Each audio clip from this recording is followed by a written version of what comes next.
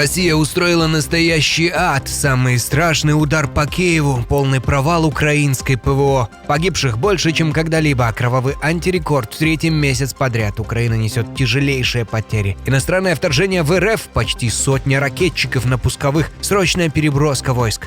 Москва направила целую армию, официальное заявление властей и революция в столице. Россияне массово бегут из страны в Китай. Индия послала авиацию Кремля, а военные бьют в тревогу. У США закончились ракеты. Это и многое другое к вечеру 5 августа. Меньше слов и воды, больше сути. Собрали для вас все самое главное к этому часу. В эфире Нехта.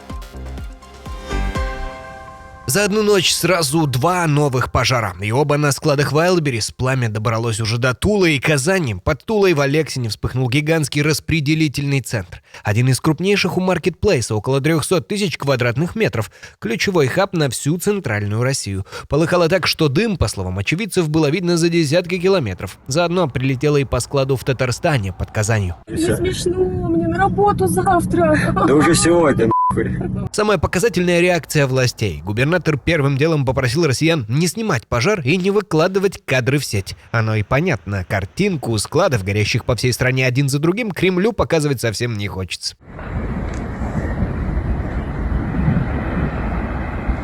А бить по ним начали, напомним, всего 18 июля. И меньше чем за 3 недели выгорело уже около трети всех площадей маркетплейса. Почти 1,5 миллиона квадратных метров. По словам Зеленского, через склады Wildberries российскую армию снабжают комплектующими для дронов, навигацией и снаряжением. Точнее, снабжали.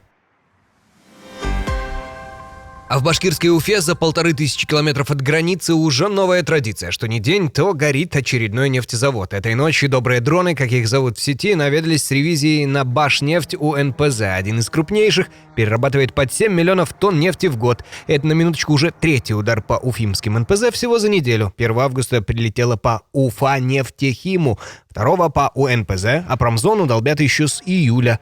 Официального подтверждения, как водится, нет, но пожар на кадрах виден и без всяких пресс-релизов. 8 человек погибли на железнодорожной платформе под Броварами просто потому, что их поезд опоздал. Люди ждали последнюю электричку, а прилетела российская ракета. Станция Квытново оказалась рядом с логистическими складами, по которым Россия и била. Это лишь один эпизод самого страшного за неделю удара по Киеву и области. Уже 3-го за 7 дней всего погибли 17 человек, больше 40 ранены. Эти данные на момент записи.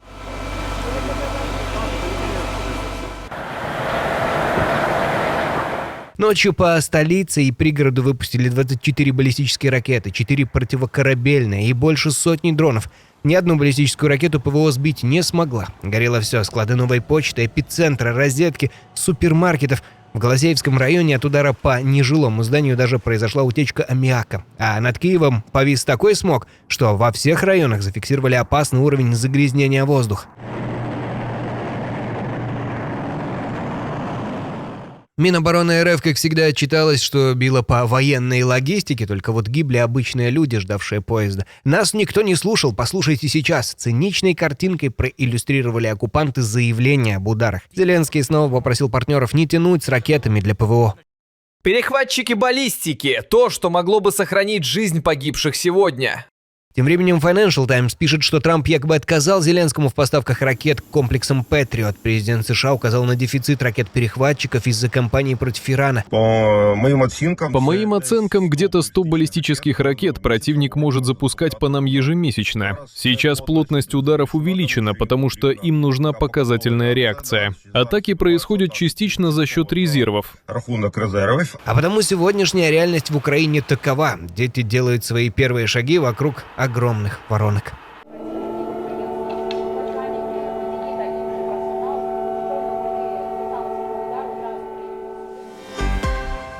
Июль стал самым кровавым месяцем для мирных жителей за всю войну. 3-й антирекорд подряд. По подсчетам волонтеров, за месяц под ударами по обе стороны фронта погибло и пострадало больше людей, чем когда-либо. Причем около 70% жертв на подконтрольной Украине территории. Эксперты уже называют и нынешний этап войной городов, когда враг понимает, что разбить армию противника не выйдет, начинает давить на мирное население обстрелами по домам. Термин этот, к слову, родом из Ирано-Иракской войны 1980-х, и урок оттуда невеселый. Такая война городов способна тянуться годами и не приводит ни к чьей победе, только к тысячам погибших ни за что.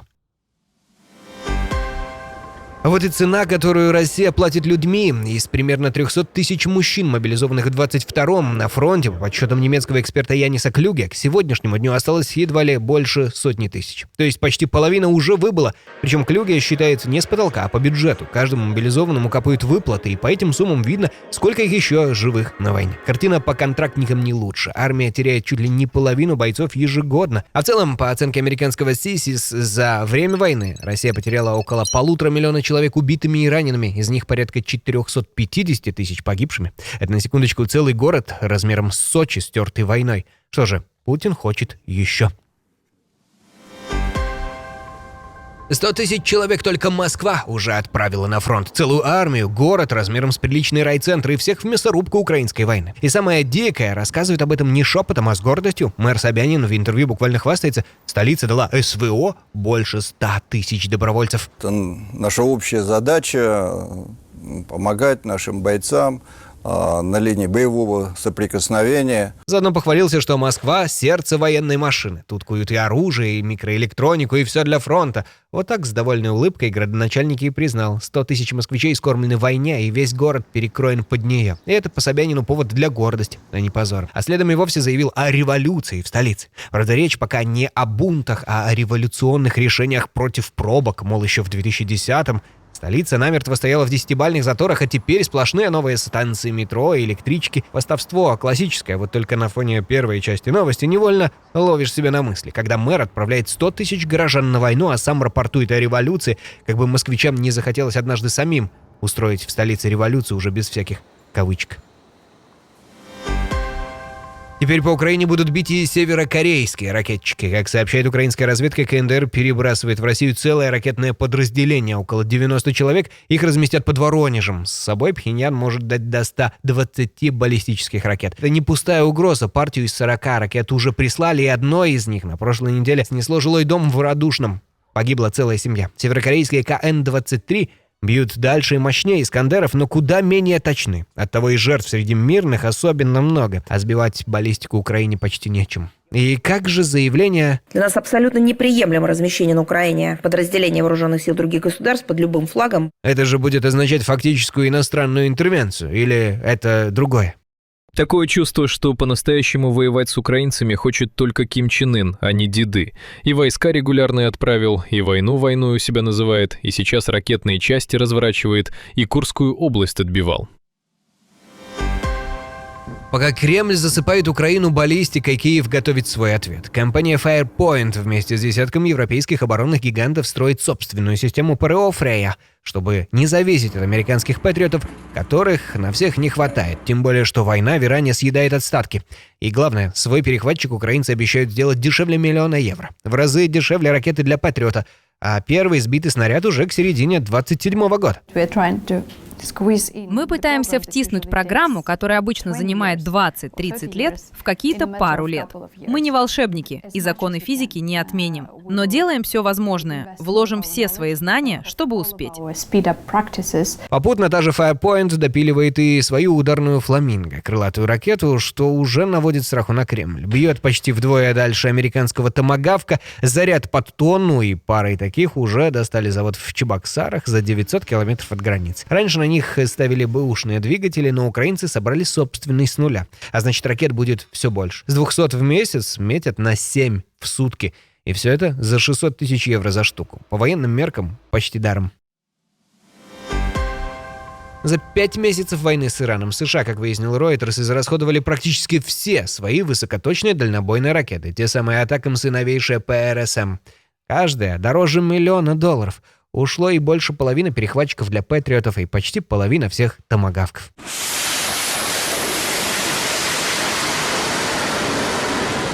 Военные бьют тревогу. С опустевшими арсеналами Америке будет труднее сдерживать других противников, прежде всего Россию и Китай. Дошло до того, что Трамп, по словам источников, отказался от нового удара по Ирану, отчасти потому, что бить уже нечем, и развернулся к переговорам. Белый дом, конечно, все отрицает, уверяет, что боеприпасов в США больше, чем у кого-либо в мире. Вот только на восстановление запасов уйдет по оценкам не меньше 4 лет. А все ради чего-то.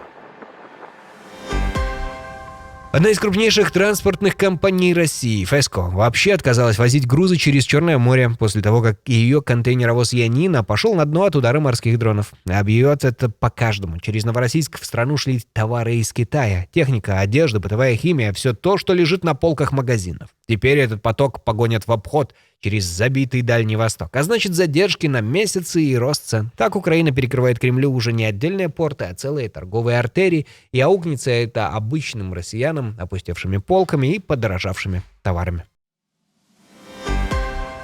А вот и щелчок по величайшему российскому самолету. Индия, давний, казалось бы, верный покупатель российского оружия, отказалась брать хваленые Су-57, те самые, что Путин называл самым эффективным истребителем в мире. Ага, расправили крылья. Вместо 5-го поколения из России Нью-Дели предпочел французские Рафала и решил пилить собственный истребитель. Более того, свои старенькие сухие индийцы будут просто модернизировать, лишь бы не связываться с новинкой от Ростеха. Вот и весь международный спрос на лучший в мире. Даже старые друзья морщатся и разворачиваются к французам. Редкая по откровенности признание от простого россиянина, уроженца Бурятии по имени Амгалан. Месяц назад он сбежал в Китай от мобилизации и войны, на которой уже полегли почти все его старшаки со двора. Что, ребята думали, сейчас быстренько залетят? Ну, быстренько залетели. Да не вернулись. Кто у меня так, отец 200, ну родной отец. В мае, ну, это недавно было, это в мае было, в мае. Я уже не удивлюсь, если его свои же за. Он прямо говорит, как только объявят новую мобилизацию, буряты снова побегут, потому что умирать никто не хочет. Сейчас люди уже боятся, у меня сколько друзей уехало из России. Тоже много. Я тоже уехал, потому что раз уже меня хотели ночью взять, повязать, мне тоже не страшно. И все, чего он хочет, чтобы люди наконец жили спокойно. А Путин осенью проиграл выборы. Наивно, конечно, но за этой наивностью целое поколение, у которого война отняла и друзей, и отцов. А на этом пока все. Следим за развитием событий, обязательно обо всем вам расскажем уже в следующем выпуске. Подписывайтесь, чтобы ничего не пропустить.